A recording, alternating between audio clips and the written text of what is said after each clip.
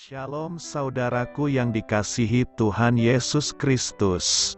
Selamat pagi, salam sejahtera untuk kita semuanya. Selamat datang kembali di Renungan Rohani pagi hari ini. Semoga saudara yang terkasih dalam keadaan sehat selalu. Kiranya damai dan sukacita Roh Kudus melimpah di dalam hati dan pikiran saudara saat ini. Sebelum kita mulai renungan pagi ini, marilah kita bersama-sama berdoa. Tuhan Yesus, terima kasih sudah membangunkanku pagi hari ini. Terima kasih atas penyertaan dan perlindungan Tuhan. Semua karena karunia Tuhan aku dapat bangun dengan pagi hari ini. Aku menyerahkan seluruh aktivitasku hari ini ke dalam kuasa tangan Tuhan. Jauhkanku dari yang jahat, ya Tuhan. Tuhan Yesus, tolong lindungi dan berkati aktivitasku hari ini. Tolong berkati juga keluarga dan teman-temanku, Bapa Surgawi, oleh karya Roh Kudus. Tolonglah aku untuk menjauhi segala sesuatu yang melukai hati-Mu. Ampunilah segala dosa kami, ya Tuhan. Dalam nama Tuhan Yesus, aku sudah berdoa. Amin.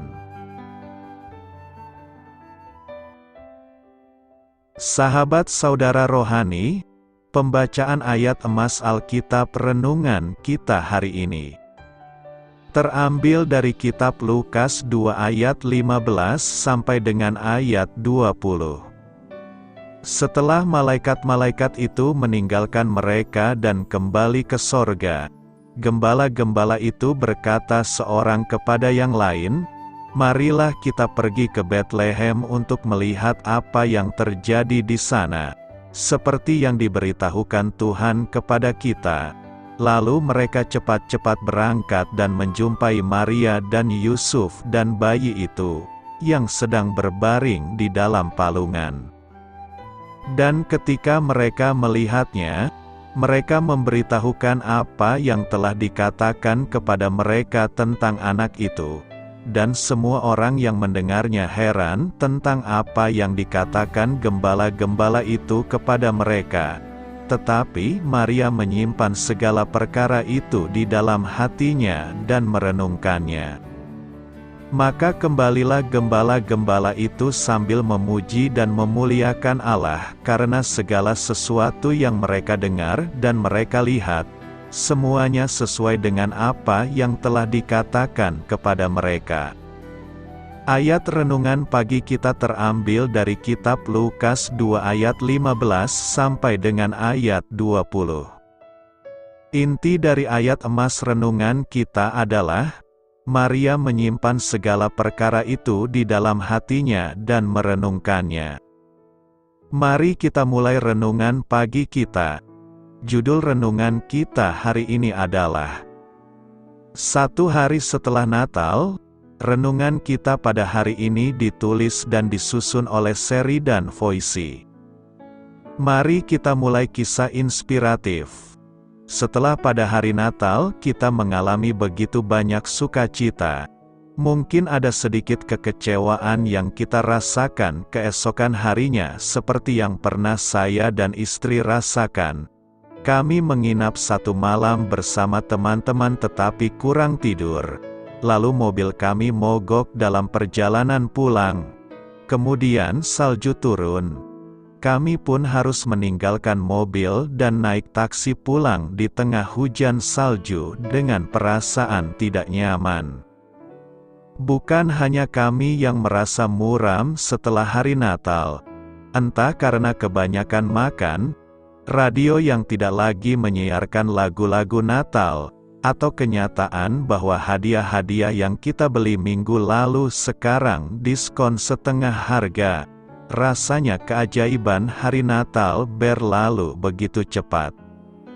Alkitab tidak pernah memberitahu kita mengenai hari sesudah kelahiran Yesus.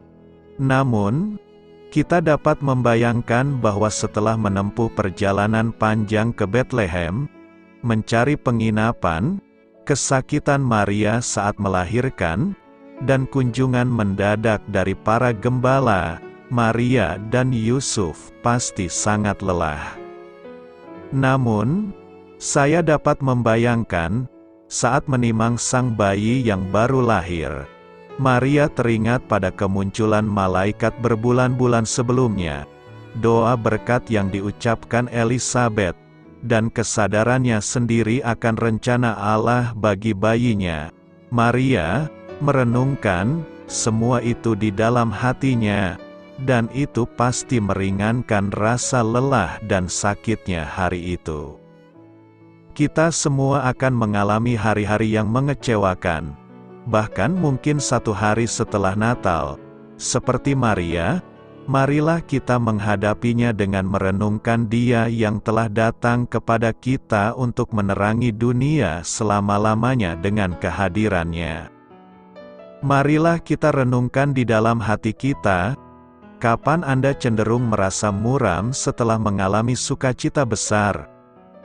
Bagaimana hari ini Anda dapat merenungkan semua yang telah Yesus berikan lewat kedatangannya ke dunia? Hal ini patut kamu ketahui. Lukas menyatakan kepada kita bahwa semua orang yang mendengar tentang apa yang diberitakan kepada para gembala tentang kelahiran Yesus merasa heran. Di dalam Injil Lukas, sikap heran atau takjub berulang kali terjadi sebagai tanggapan orang terhadap tindakan Allah. Takjub adalah tanggapan yang tepat sekaligus alami terhadap keajaiban-keajaiban yang dilakukan Allah. Akan tetapi, ketakjuban tidak sama dengan kepercayaan. Contohnya, di Lukas 24 ayat 41, setelah Kristus yang bangkit menampakkan diri kepada murid-muridnya, kita membaca bahwa mereka belum percaya karena girangnya dan masih heran. Mungkin saja penekanan Lukas bahwa Maria menyimpan segala perkara itu di dalam hatinya dan merenungkannya, dimaksudkan untuk mendorong kita agar tidak hanya takjub, tetapi juga mau untuk terus-menerus memikirkan kenyataan tentang apa yang sedang Allah kerjakan dari hari ke hari. Catatan Lukas tentang perenungan Maria juga dapat mengindikasikan bahwa Lukas bergantung kepada kesaksian Maria saat mengisahkan tentang pengalaman para gembala. Apa kata Alkitab mengenai Bunda Maria? Maria Ibu Yesus dijuluki Allah sebagai yang dikaruniai. Julukan dikaruniai berasal dari satu kata Yunani yang berarti berlimpah karunia. Maria menerima karunia Allah. Karunia adalah perkenanan gratis, yang berarti kita menerima sesuatu walaupun kita tidak layak menerimanya. Maria membutuhkan karunia Allah sama seperti kita. Maria mengerti hal ini, sebagaimana ia nyatakan dalam Lukas 1 ayat 47, hatiku bergembira karena Allah, Juru Selamatku. Bunda Maria menyadari bahwa ia membutuhkan Juru Selamat. Alkitab menggambarkan Maria sebagai orang biasa yang dipakai Allah secara luar biasa.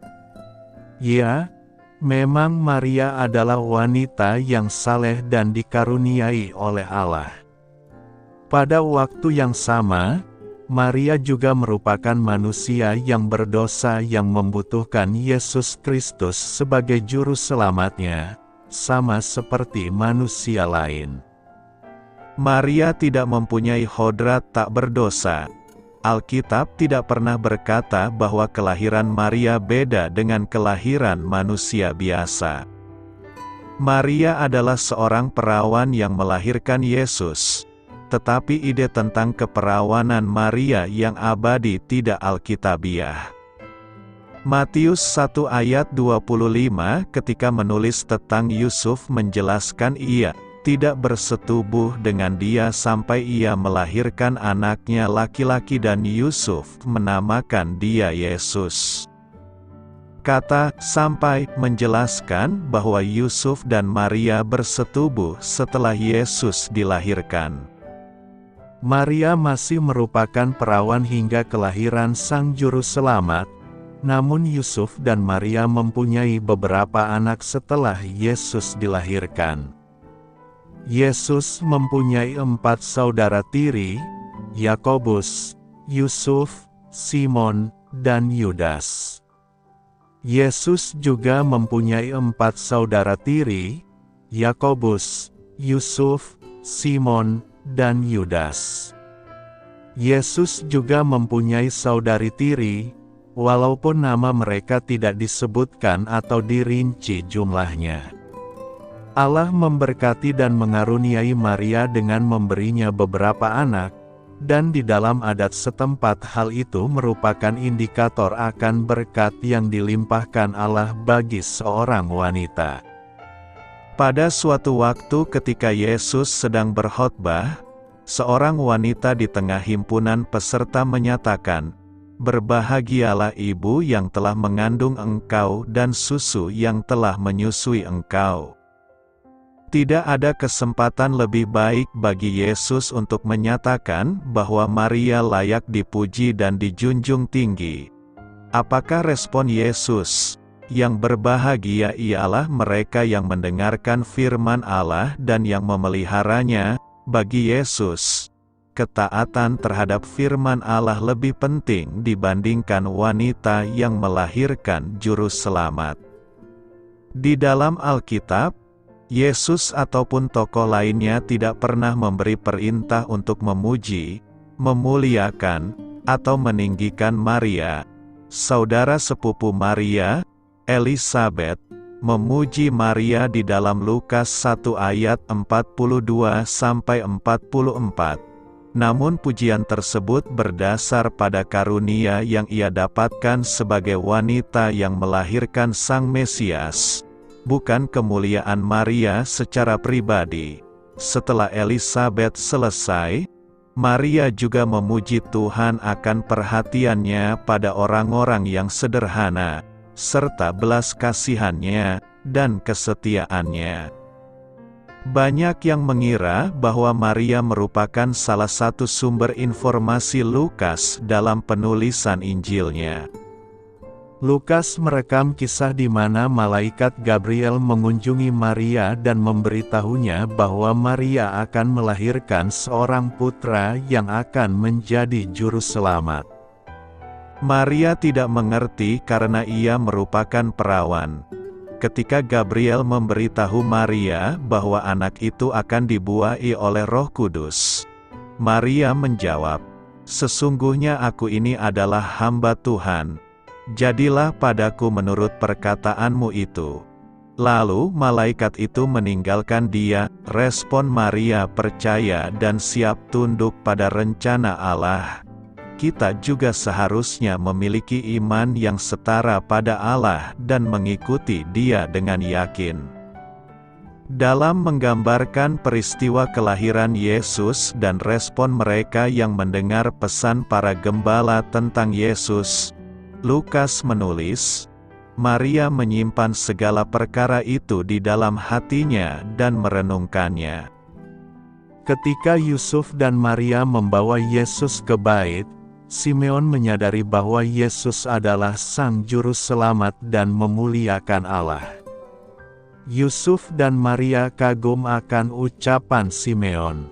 Simeon memberitahu Maria, sesungguhnya anak ini ditentukan untuk menjatuhkan atau membangkitkan banyak orang di Israel dan untuk menjadi suatu tanda yang menimbulkan perbantahan dan suatu pedang akan menembus jiwamu sendiri, supaya menjadi nyata pikiran hati banyak orang. Pada waktu yang lain di bait, ketika Yesus berusia 12 tahun, Maria kesal karena Yesus tidak ikut ketika orang tuanya kembali ke Nazaret. Mereka tertekan dalam mencarinya. Ketika mereka menemukan dia, masih di bait, ia menjelaskan bahwa ia harus berada di rumah bapanya. Yesus kembali ke Nazaret dengan orang tua duniawinya dan tunduk kepada mereka. Sekali lagi, kita diberitahu bahwa Maria menyimpan semua perkara itu di dalam hatinya. Mengasuh Yesus sepertinya sebuah upaya yang membingungkan tetapi juga penuh pengalaman yang menyentuh hati, dan kenangan ini semakin memuncak ketika Maria mulai memahami sosok Yesus. Kita juga dapat menyimpan dan merenungkan di hati pengetahuan kita akan Allah serta kenangan tindakannya dalam kehidupan kita. Ialah Maria yang meminta Yesus campur tangan dalam pernikahan di Kana, ketika ia melakukan mujizatnya yang pertama dan mengubah air menjadi anggur. Meskipun Yesus sepertinya menolak pada awalnya, Maria memerintah supaya para pelayan menaati perintahnya. Mari beriman padanya.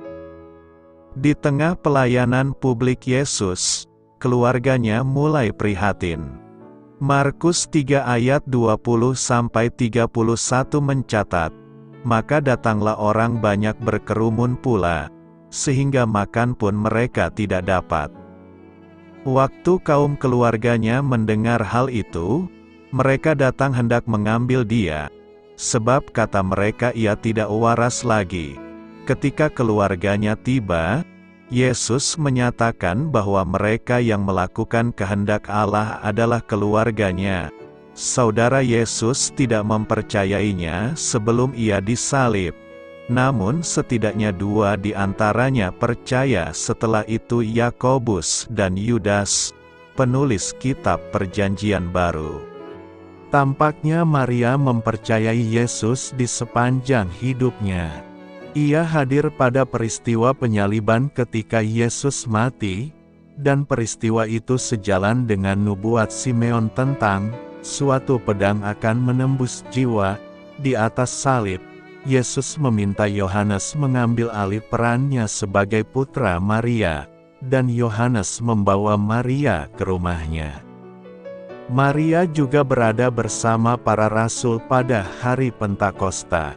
Akan tetapi, Maria sudah tidak dibahas lagi setelah kisah pasal pertama. Para rasul tidak memberi peran yang besar pada Maria. Kematian Maria tidak direkam oleh Alkitab. Tidak ada rekaman tentang kenaikan Maria ke surga atau diberikannya peran yang penting di surga. Sebagai ibu duniawi Yesus, Maria perlu dihormati, namun bukan disembah atau dipuja. Alkitab tidak memberi indikasi sedikit pun bahwa Maria dapat mendengar doa kita atau menjadi perantara kita terhadap Allah. Yesus adalah satu-satunya pembela dan perantara kita di surga. Jika disembah, dipuja, atau menerima doa, Maria akan menjawab dengan respon yang sama dengan para malaikat, "Janganlah berbuat demikian. Aku adalah hamba, sama dengan engkau dan saudara-saudaramu, yang memiliki kesaksian Yesus."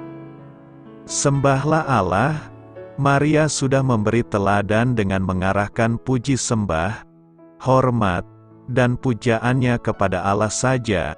Jiwaku memuliakan Tuhan, dan hatiku bergembira karena Allah, Juru Selamatku, sebab Ia telah memperhatikan kerendahan hamba-Nya. Sesungguhnya, mulai dari sekarang segala keturunan akan menyebut aku berbahagia, karena Yang Maha Kuasa telah melakukan perbuatan-perbuatan besar kepadaku dan namanya adalah kudus. Apa maksud dari perumpamaan anak yang hilang? Perumpamaan anak yang hilang terdapat dalam Lukas 15 ayat 11-32. Tokoh ayah pemaaf yang tetap konstan sepanjang cerita merupakan gambaran Tuhan. Dalam menceritakan kisah ini, Yesus mengidentifikasi dirinya dengan Allah dalam sikap kasih-Nya terhadap yang terhilang, yang dilambangkan dengan anak bungsu, kakak laki-laki mewakili orang yang merasa benar sendiri. Tema utama dari perumpamaan ini bukanlah pertobatan orang berdosa, seperti dalam dua perumpamaan sebelumnya dalam Lukas 15, melainkan pemulihan orang percaya ke dalam persekutuan dengan Bapa. Dalam dua perumpamaan pertama, pemilik pergi mencari apa yang hilang, sedangkan dalam cerita ini sang ayah menantikan dan menantikan kepulangan putranya.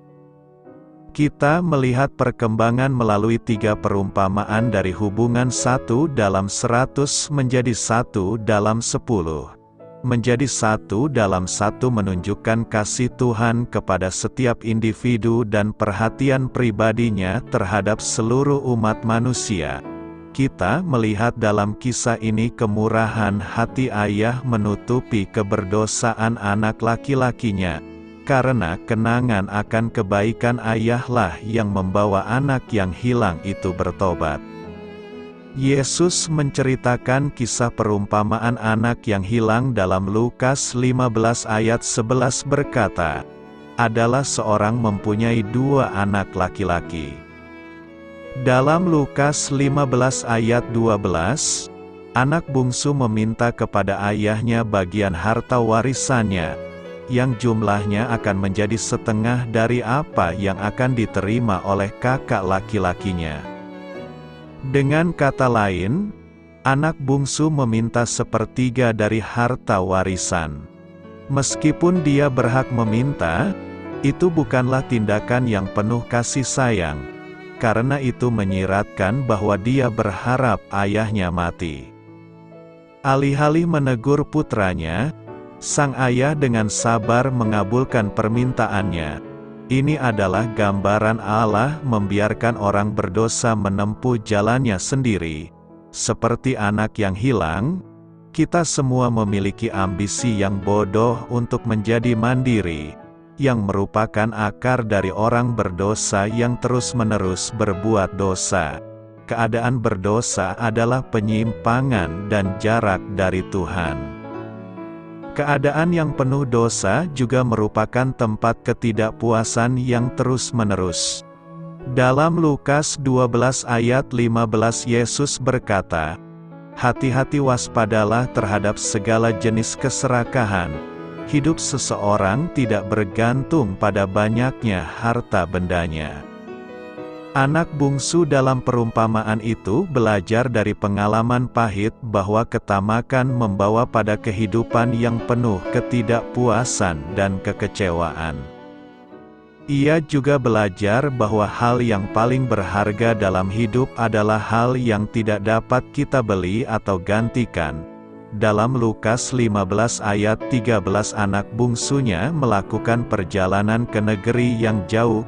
Terbukti dari tindakannya sebelumnya bahwa ia telah melakukan perjalanan itu di dalam hatinya, dan kepergian fisiknya merupakan tanda ketidaktaatannya yang disengaja terhadap semua kebaikan yang telah diberikan ayahnya. Anak bungsu memberi makan babi. Di negeri asing, anak yang hilang menyia-nyiakan seluruh warisannya untuk kepentingan diri sendiri, kepuasan yang dangkal, dan kehilangan segalanya. Bencana keuangannya disusul dengan bencana alam berupa kelaparan, yang gagal ia rencanakan. Pada titik ini dia mempekerjakan dirinya sendiri pada orang bukan Yahudi dan mendapati dirinya melakukan pekerjaan yang menjijikkan bagi orang Yahudi.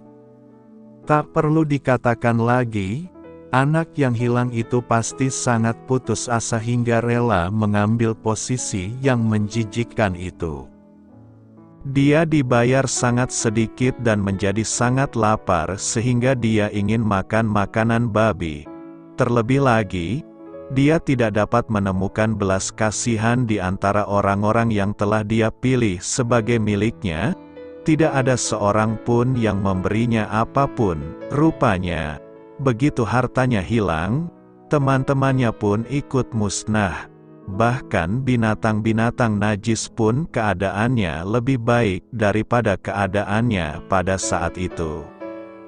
Anak yang hilang yang bekerja keras di kandang babi adalah gambaran dari orang berdosa yang terhilang atau seorang Kristen yang memberontak yang telah kembali ke kehidupan dosa.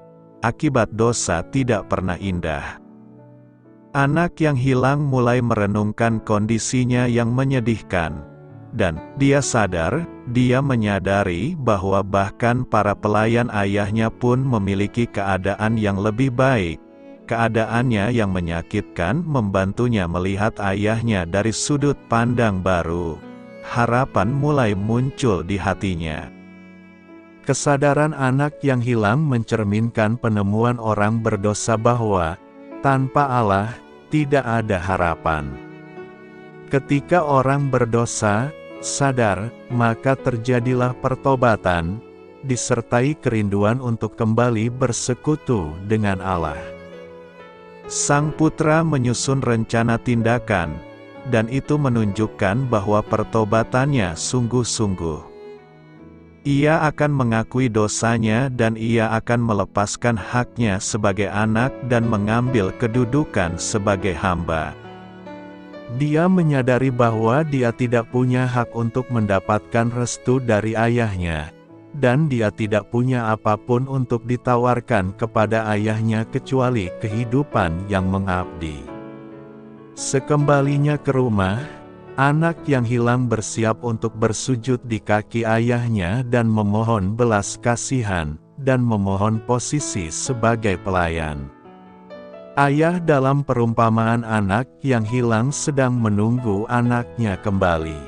Faktanya, ketika dia masih jauh, ayahnya melihatnya dan merasa kasihan padanya. Demikian pula, orang berdosa yang bertobat dan datang kepada Allah sangat menyadari kemiskinan rohaninya sendiri, mengesampingkan semua kebanggaan dan perasaan berhak. Dia tidak membawa apapun yang berharga bersamanya.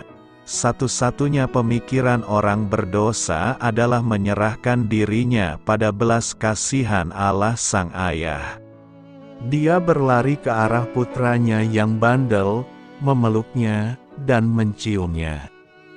Pada zaman Yesus, seorang pria dewasa tidak lazim untuk berlari, namun sang ayah berlari untuk menyambut putranya, melanggar aturan dalam kasih dan keinginannya untuk pemulihan. Anak laki-laki yang kembali tersebut memulai pidatonya yang telah dipersiapkan, namun ayahnya memotongnya dan mulai memberikan perintah untuk menghormati putranya jubah terbaik, cincin terbaik, pesta terbaik. Sang ayah tidak menanyai anaknya atau menceramahinya. Sebaliknya, dia dengan senang hati memaafkannya dan menerimanya kembali ke dalam persekutuan. Anak yang hilang merasa puas untuk kembali ke rumah sebagai budak. Namun yang mengejutkan dan menyenangkan, dia dikembalikan ke hak istimewa penuh menjadi anak ayahnya, orang berdosa yang lelah, kurus, dan kotor yang berjalan dengan susah payah pulang ke rumah diubah menjadi tamu kehormatan di rumah orang kaya. Itulah yang dilakukan anugerah Allah bagi orang berdosa yang bertobat. Kita tidak hanya diampuni di dalam Kristus, namun kita menerima Roh menjadi anak. Kita adalah anak-anaknya, ahli waris Allah dan sesama ahli waris bersama Kristus. Semua hal ini mewakili apa yang kita terima di dalam Kristus setelah keselamatan, jubah kebenaran penebus, hak istimewa untuk mengambil bagian dalam roh adops, dan kaki yang dilengkapi dengan kesiapan yang berasal dari keselamatan, Injil perdamaian, bersiap untuk berjalan di jalan kekudusan. Tindakan ayah dalam perumpamaan tersebut memperlihatkan kepada kita bahwa kasih sayang terhadap orang-orang yang takut akan Dia. Alih-alih mengutuk, ada sukacita bagi seorang putra yang telah mati dan hidup kembali. Dia hilang dan ditemukan. Kata-kata itu adalah istilah yang juga berlaku untuk keadaan seseorang sebelum dan sesudah pertobatan kepada Kristus. Hari raya adalah gambaran tentang apa yang terjadi di surga atas satu orang berdosa yang bertobat. Sungguh gambaran kasih, sikap merendahkan, dan anugerah Allah. Hati Tuhan penuh belas kasihan terhadap anak-anaknya. Dia siap menyambut orang berdosa yang kembali ke rumah dengan perayaan yang penuh sukacita. Diangkat perintah ayah untuk membawakan jubah terbaik bagi putranya yang kembali merupakan tanda martabat dan kehormatan. Bukti diterimanya anak yang hilang kembali ke dalam keluarga. Cincin di tangan anak laki-laki adalah tanda otoritas dan status anak. Sandal pada kakinya merupakan tanda bahwa dia bukan seorang hamba, sebagaimana hamba tidak memakai sepatu. Sang ayah memerintahkan anak sapi yang digemukkan untuk dipersiapkan, dan sebuah pesta diadakan untuk menghormati kembalinya putranya. Anak sapi yang digemukkan pada masa itu disimpan untuk acara-acara khusus. Ini bukan sembarang pesta. Itu adalah perayaan yang langka dan lengkap, tidak memperlakukan kita sebagaimana layaknya kita menerima dosa kita atau membalas kita sesuai dengan kesalahan kita. Sebab setinggi langit di atas bumi, demikian besarnya kasih sayangnya kepada orang-orang yang takut kepadanya, sejauh timur dari barat. Demikianlah disingkirkannya pelanggaran-pelanggaran kita dari kita. Sebagaimana seorang ayah sayang kepada anak-anaknya, demikianlah Tuhan mati dan hidup, hilang dan ditemukan putra sulung.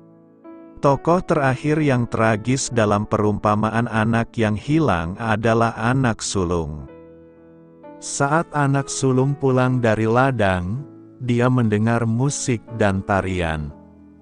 Dia mengetahui dari salah satu pelayan bahwa adik laki-lakinya telah pulang dan apa yang dia dengar adalah suara kegembiraan atas kembalinya saudaranya dengan selamat. Sang kakak menjadi marah dan menolak masuk ke dalam rumah. Ayahnya menemui anak sulungnya dan memintanya untuk masuk. Tetapi dia menjawab ayahnya, "Lihat, selama bertahun-tahun aku bekerja keras untukmu dan tidak pernah melanggar perintahmu. Namun kamu tidak pernah memberiku seekor kambing pun muda agar aku bisa merayakannya bersama teman-temanku. Tetapi ketika anakmu yang telah menyia-nyiakan hartamu dengan pelacur itu pulang, kamu menyembelih anak sapi yang digemukkan itu untuknya." Sang ayah menjawab dengan lembut, "Putraku, kamu selalu bersamaku, dan semua yang aku miliki adalah milikmu. Namun kami harus merayakannya dan bergembira." Perkataan dan tindakan anak sulung mengungkapkan beberapa hal tentang dirinya. 1. Hubungannya dengan ayahnya didasarkan pada kerja keras dan prestasi. Dia menunjukkan kepada ayahnya bahwa dia selalu patuh saat dia bekerja keras. Oleh karena itu, dia layak mendapatkan pesta, dia pantas mendapatkannya. 2. Dia menganggap adik laki-lakinya tidak pantas menerima kasih sayang ayahnya. 3. Dia tidak memahami kasih karunia dan tidak memiliki ruang untuk pengampunan.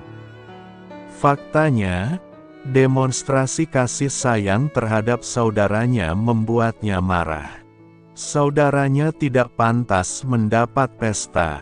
4. Ia tidak mengakui anak yang hilang itu sebagai saudaranya, dan menyebutnya sebagai anakmu ini.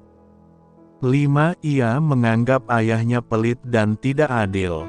Engkau tidak pernah memberiku seekor kambing muda pun.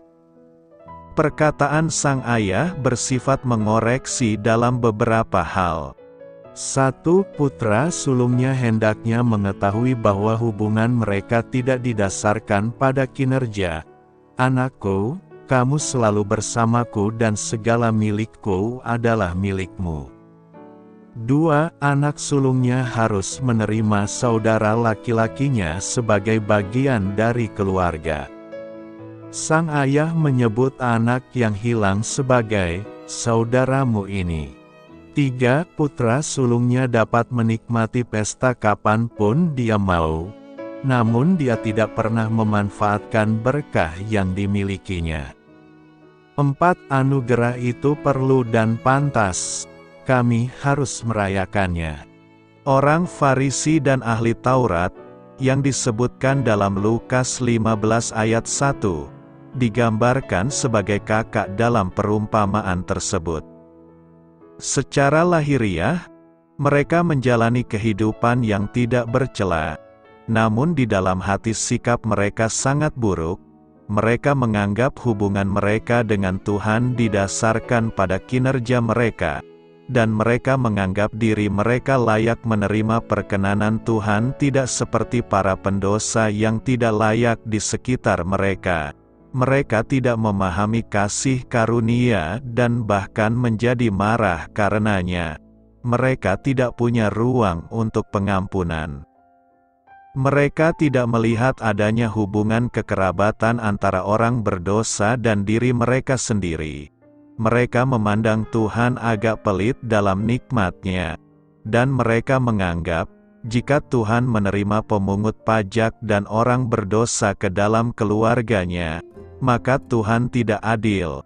Sang kakak dan para pemimpin agama di zaman Yesus gagal menyadari bahwa siapapun yang mengaku berada dalam terang namun membenci saudaranya, masih berada dalam kegelapan.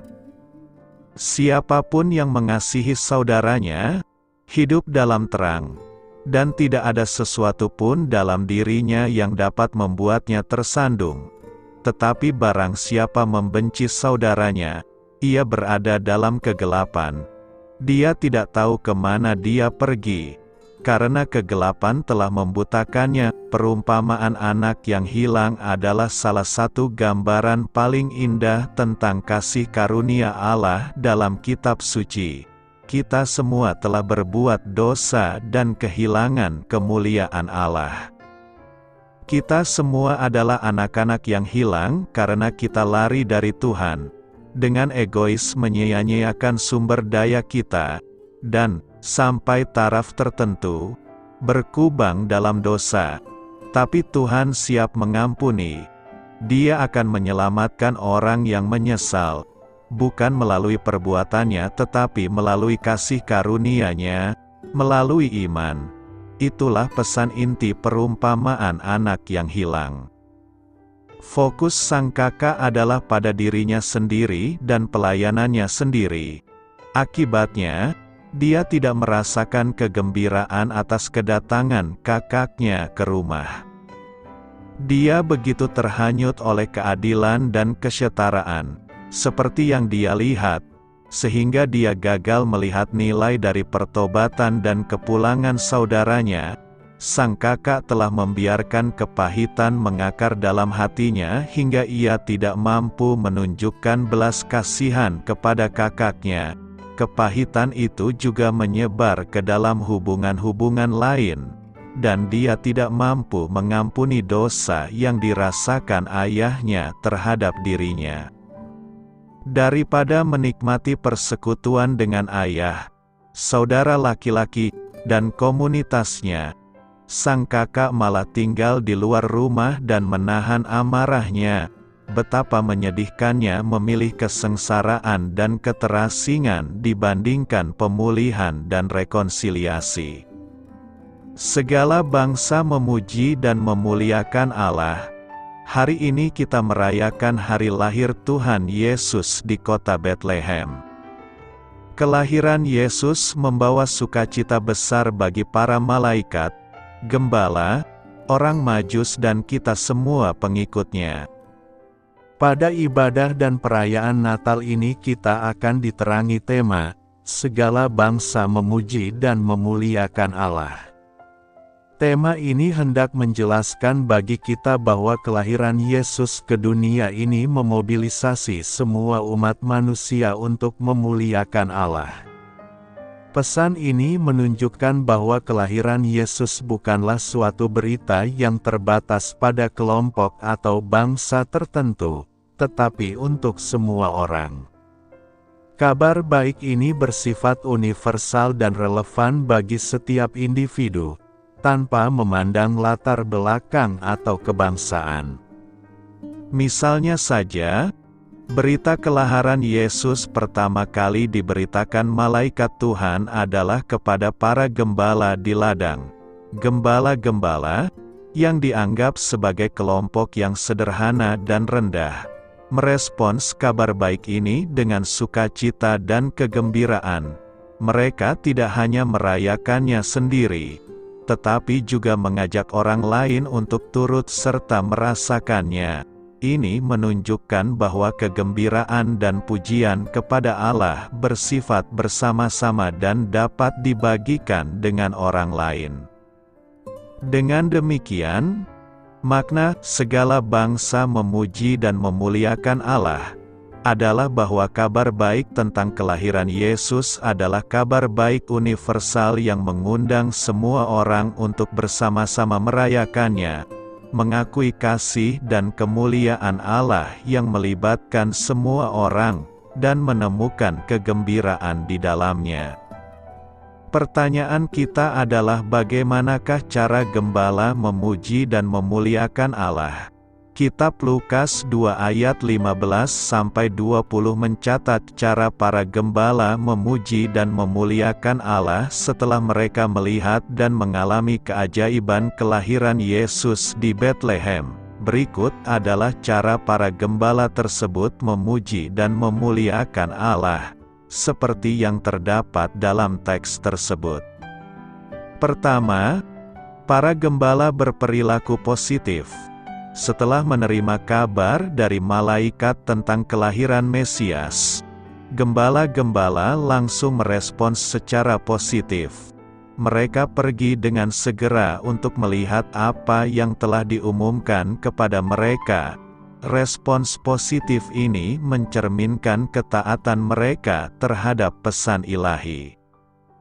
Pernyataan, para gembala berperilaku positif, berdasarkan kitab Lukas 2 ayat 15 merujuk pada tindakan dan respons positif para gembala terhadap kabar baik yang diberikan oleh malaikat tentang kelahiran Mesias. Berikut adalah penjelasan lebih lanjut mengenai perilaku positif para gembala berdasarkan ayat tersebut. Ketaatan terhadap pesan ilahi. Para gembala menunjukkan ketaatan terhadap pesan ilahi yang disampaikan oleh malaikat.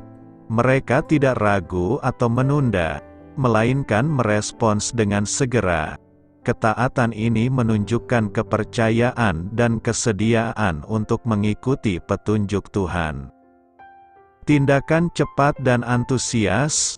Ayat menyatakan bahwa gembala-gembala itu berkata seorang kepada yang lain, "Marilah kita pergi ke Betlehem untuk melihat perkara yang telah terjadi, yang telah diberitahukan oleh Tuhan kepada kita." Tindakan mereka sangat cepat dan penuh antusiasme. Mereka tidak hanya mendengar kabar baik, tetapi juga bertindak segera untuk melihatnya dengan mata kepala mereka sendiri. Kedua, para gembala menemui Yesus. Gembala-gembala menemukan Yesus, Maryam, dan Yosef sesuai dengan apa yang telah diumumkan oleh malaikat. Kehadiran mereka di depan bayi Yesus menunjukkan kerendahan hati dan pengakuan akan kebesaran Allah yang telah memenuhi janjinya.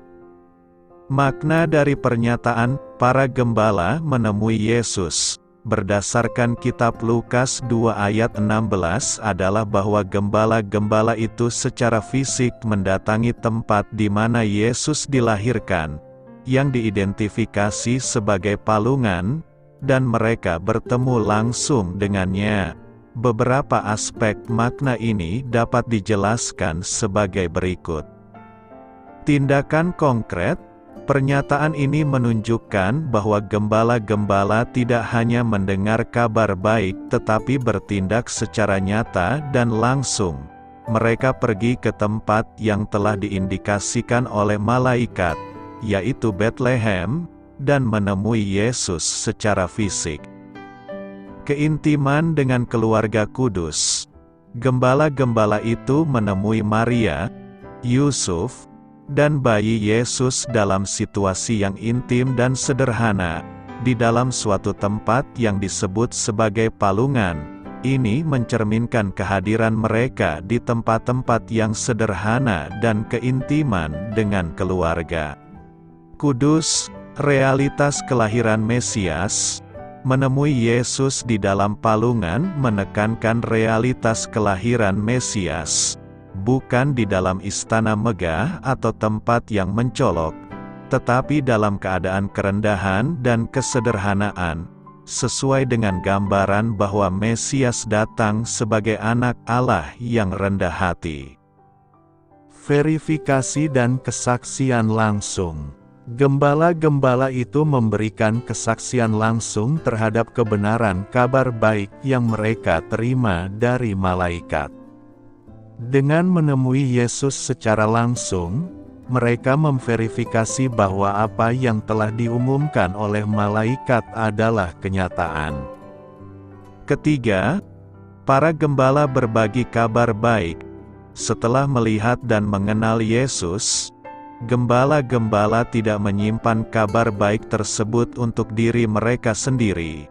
Sebaliknya, mereka berbagi kabar itu dengan orang lain, termasuk orang tua Yesus dan semua orang yang mendengar berita yang mereka sampaikan. Tindakan ini menunjukkan keinginan mereka untuk menyebarkan kegembiraan yang mereka alami kepada orang lain. Keempat, para gembala memuji dan memuliakan Allah. Lukas 2 ayat 20 mencatat bahwa setelah kembali dari mengunjungi Yesus, para gembala kembali, sambil memuji dan memuliakan Allah untuk segala sesuatu yang telah mereka lihat dan dengar. Pujian dan kemuliaan ini merupakan respons alami terhadap keajaiban yang mereka saksikan. Mereka merayakan kehadiran Mesias dengan memberikan hormat dan pujian kepada Allah. Renungkan, apa yang hendak kita renungkan pada perayaan Natal satu ini? Dari pernyataan penulis kitab Lukas 2 ayat 15-20 yang membahas tema, segala bangsa memuji dan memuliakan Allah, terdapat beberapa pokok pikiran yang dapat direnungkan. Pertama, kita harus terbuka untuk semua bangsa. Pernyataan ini mencerminkan prinsip keterbukaan dan universalitas pesan kegembiraan yang dibawa oleh kelahiran Yesus. Kabar baik ini tidak dikhususkan untuk kelompok tertentu, melainkan ditujukan bagi segala bangsa. Ini menyoroti inklusivitas pesan Kristen, bahwa kasih dan keselamatan Allah terbuka untuk semua orang tanpa memandang suku, bangsa, atau latar belakang.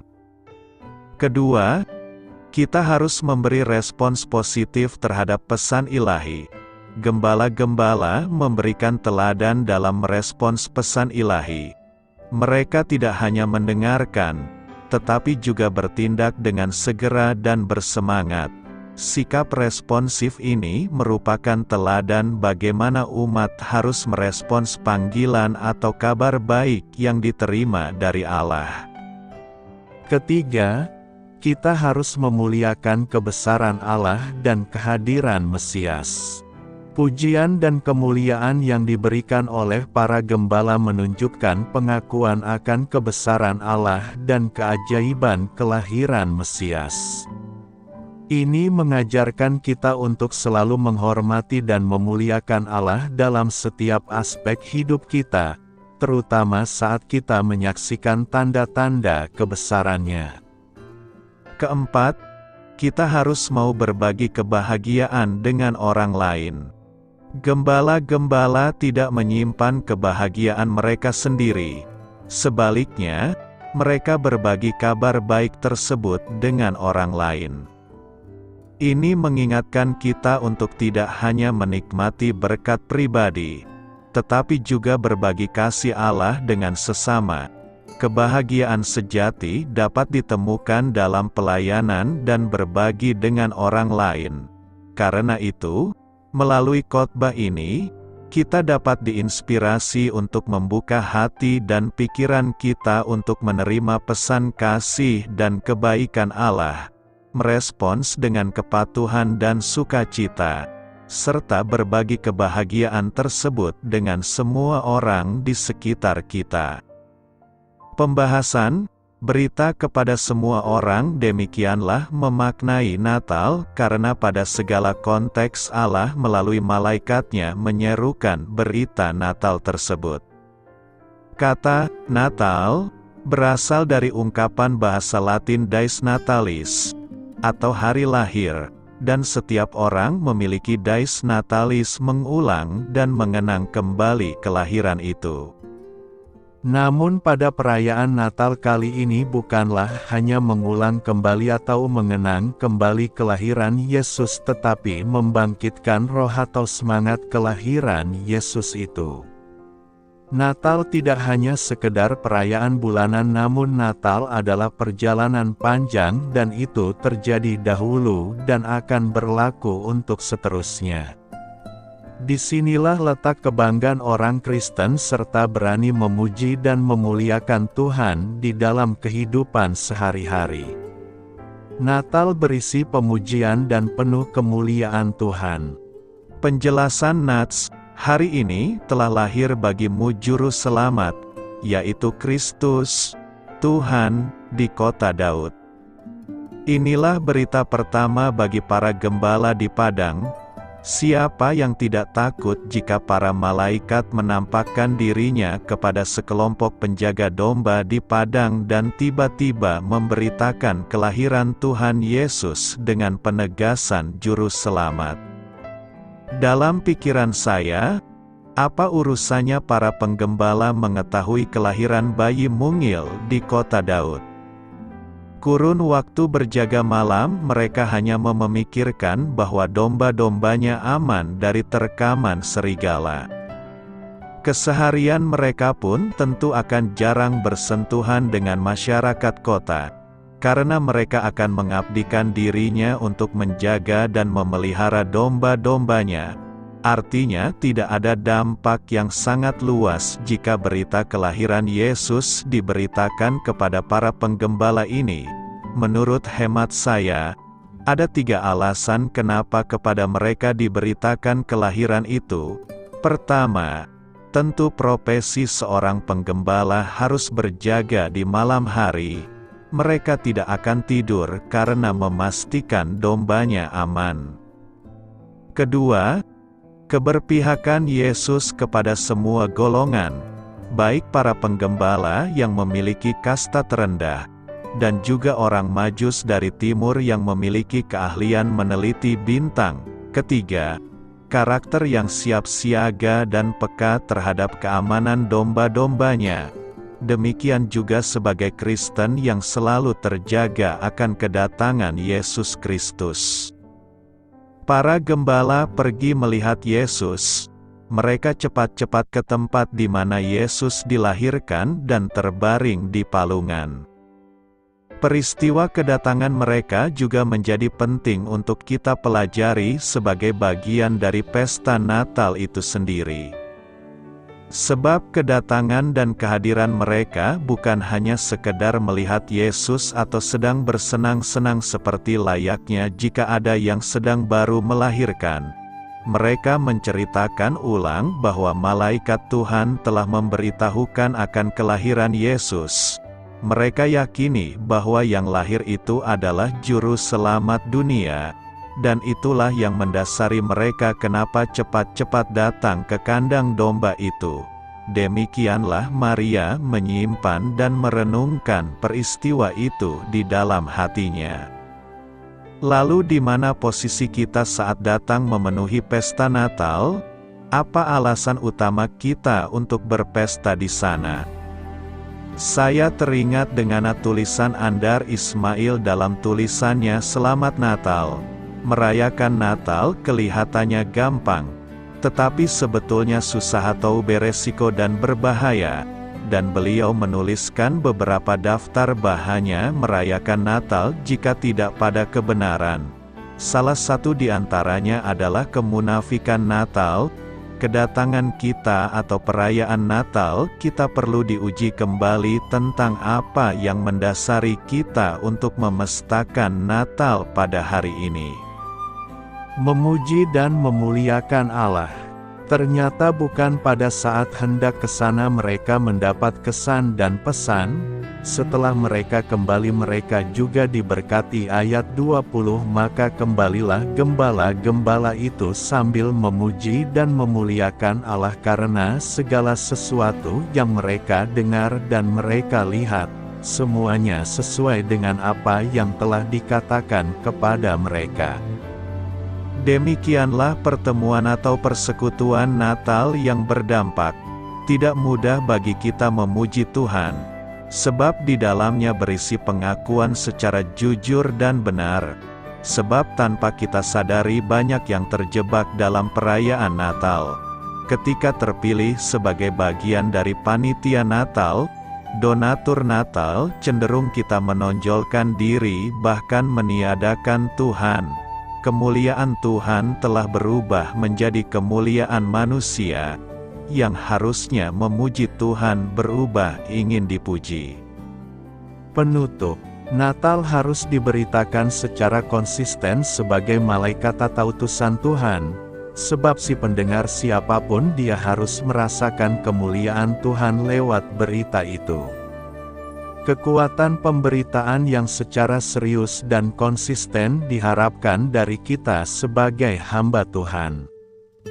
Gereja menjadi malaikat yang menerobos tembok pemisah dan relevan ke setiap keadaan di mana ia diutus sebagai pemberita kemuliaan Allah. Marilah kita memuji dan memuliakan Allah di dalam merayakan kelahiran Tuhan Yesus Kristus. Amin. Selamat Hari Natal. Tuhan Yesus memberkati. Doa saya menyertai saudara sekalian. Marilah kita menyampaikan doa syafaat. Tuhan Yesus, aku memuji-Mu, karena Engkau telah memasuki dunia kami yang gelap, untuk selamanya menerangi hari-hariku dengan kehadiran-Mu. Amin. Sampaikan harapan dan permintaan saudara kepada Tuhan.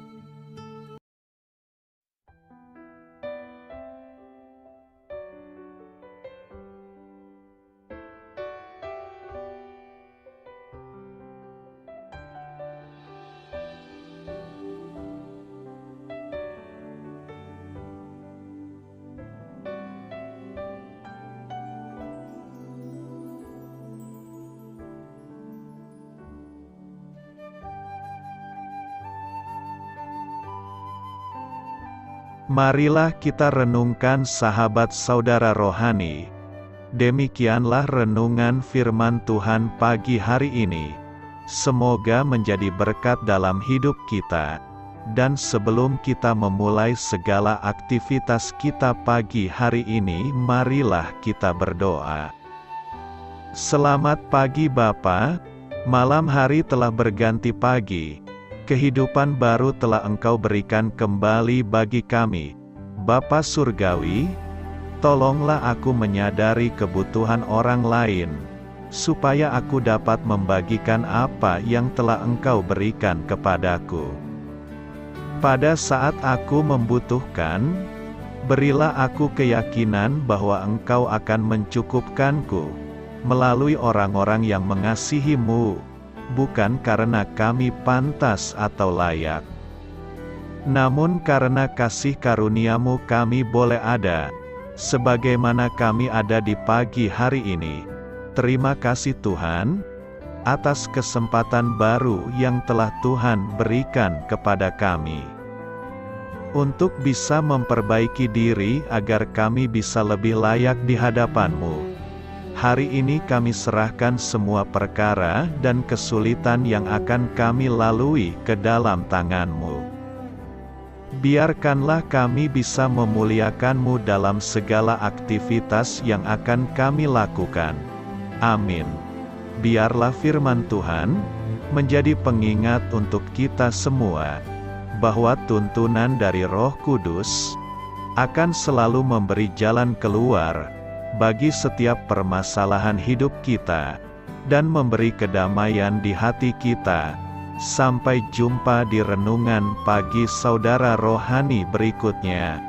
Kiranya Tuhan selalu memberkati saudara semua hari ini. Amin. Shalom.